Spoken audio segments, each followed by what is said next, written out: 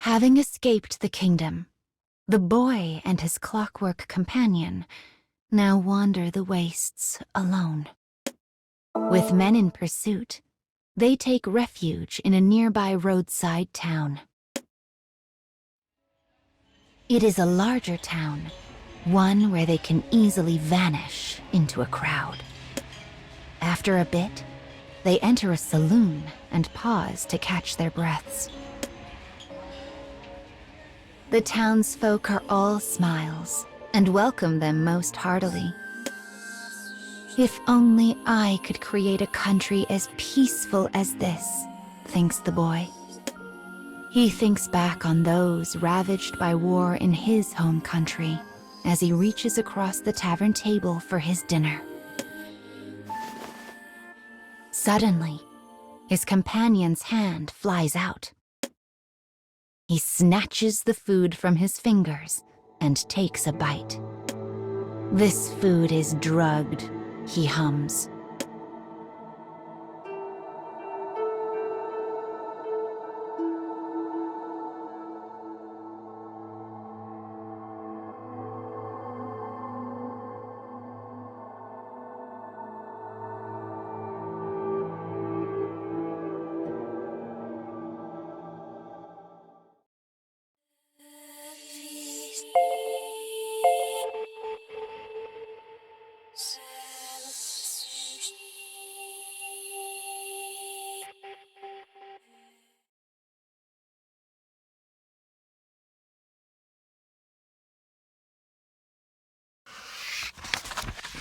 The boy seems shocked by the news.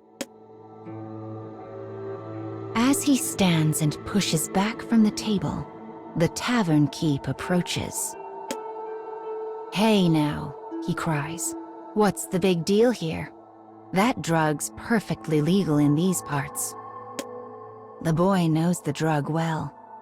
It is one that offers temporary euphoria in exchange for destroying the user's body and mind. It is a dangerous chemical outlawed in every country.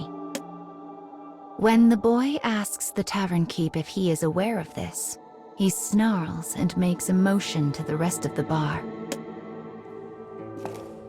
The townsfolk begin to close in. Their smiles are gone. They stare at the pair with empty eyes. They carry knives, blades, guns. Each weapon glints menacingly in the dim light. It is clearly no idle threat. The man stands before the boy like a wall.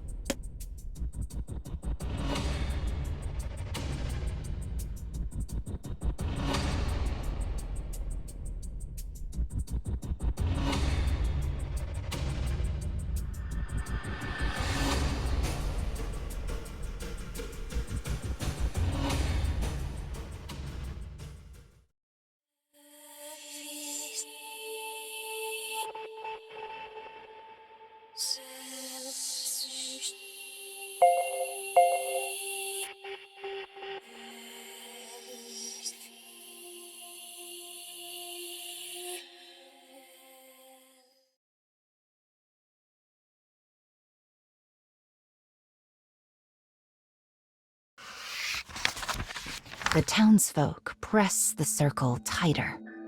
The boy moves to speak, perhaps hoping to sway them to peace, but someone in the crowd cuts him off.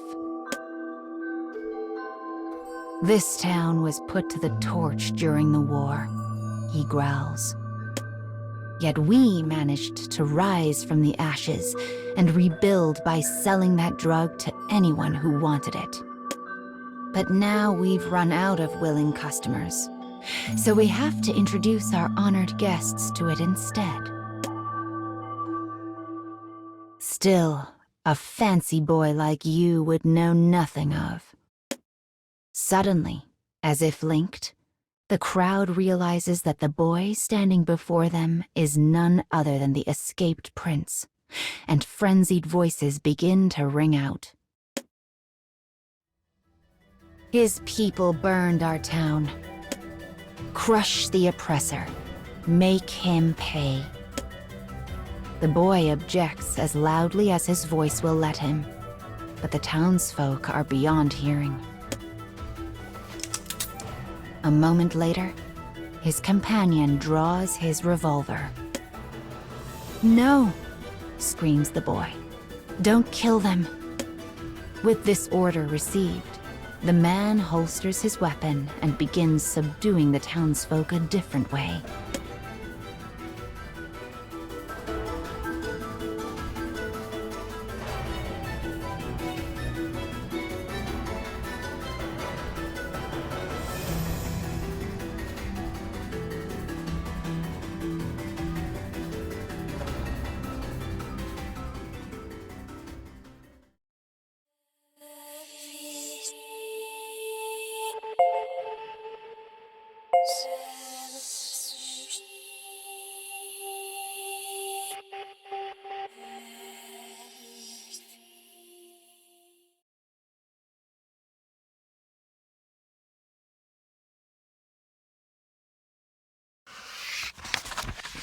At the end of the chaotic brawl, the townsfolk lie on the floor, bloodied and battered, but alive. Between moans, they spit curses at the pair. "We made league with the devil to save our town. We listened to his whispers and did his deeds. Your kingdom started this war. You are to blame." The man looks up from his defeated foes. The bandages covering his face have slipped in the scuffle, baring his visage to the world. His face is covered in a crisscross of scars. It is the face of a weapon sent to war, before being discarded like so much trash. The boy gazes upon him with sorrowful eyes, before reaching out and laying one hand on his rough, craggy cheek. "Come on," says the boy. "Let's get moving." As they walk, his hand makes a fist and begins to tremble.